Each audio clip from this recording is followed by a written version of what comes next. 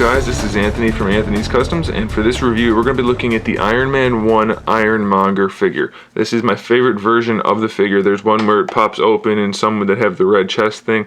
This is my favorite because it doesn't pop open and it does not have the red chest thing, so that's why we're looking at it. It stands 7.5 inches tall. It actually is a really nice figure. It could have used a little bit of paintwork on it because it's pretty much all just this molded bronzish plastic, but it still is really well done. Like you saw, it has some good size to it, and the paintwork that is there, like on the face and where it is on the chest, is done well. Sculpt is great, it just could have used a little bit of paintwork. So as far as articulation goes, these are separate, so they're not going to impede any articulation. It's a softer plastic.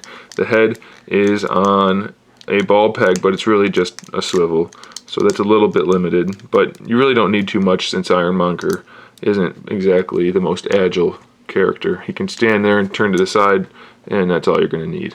He's got ball hinge shoulders, so full range of motion. They are ratcheted.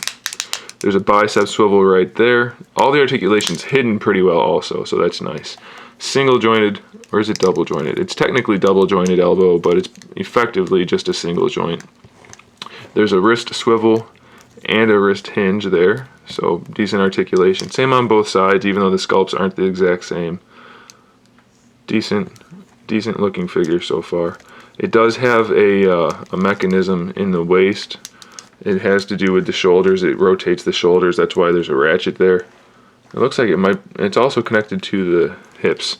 Okay, I didn't realize that. I haven't looked at this guy in forever. So it does have the waist twist, which you can make stay if you want to, but if you don't, it has this. So then if you squeeze the hips, he has the rotation and the motion. I like this one because he has a little bit of extra articulation that the other ones didn't have. I don't like that gimmicky action feature, though, I have to say. But if you don't want to use that, the hips just have kind of like a Y joint. There's no bicep or no thigh swivel or hinge in there. It's just that Y jointed peg, so you can rotate the legs like that. Single jointed knee and a single jointed ankle. So it's not the best in that it has that silly gimmick, but you can pretty much pose him without it and you'll be just fine, and this is probably the best version of him other than that. So there it is, guys. Thanks for watching. Stay tuned for more figure reviews, more custom figures, and other good stuff. And in the meantime, keep collecting.